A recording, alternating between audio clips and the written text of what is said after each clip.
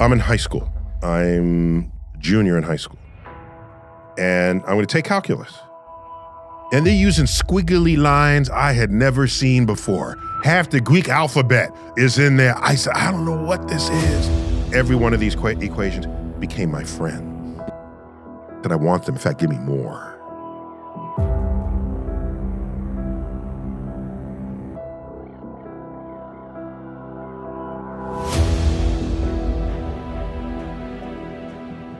We're going to be discussing calculus. What's the class called? AP Calculus. Very well. It's AP Calculus AB. We don't do the BC here at Somerset. BC just takes it into some things with series and things with little vectors and stuff that it takes a little bit more that we don't really have time for here. Okay. What grades can take this class?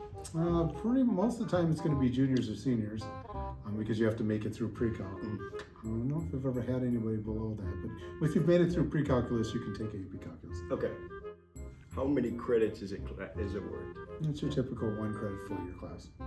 Would you just, I guess you did kind of, but would you describe the class, like what you were learning? Calculus is pretty much, I like to call it algebra on steroids. And basically, you're going to use a lot of the stuff that you learned previously in math class to take it a little bit further. Basically, when you get to calculus, most of the time the rate of change of things were constant. Think of a linear function, it's always going up by the same amount. Well, in calculus, we can let that rate of change start changing, right?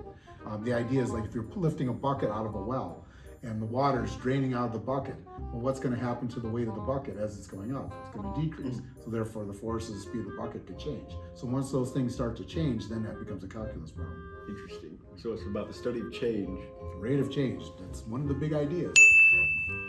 It also ties closely to physics. A lot of the things that we do in AP Calculus are physics-based. You talk about velocity and things like that. It's like a cannonball.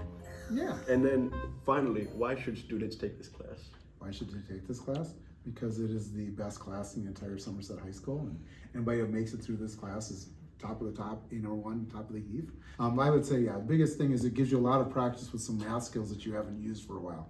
If you haven't done trig for a while, it's there. If you haven't solved quadratic equations for a while, it's there.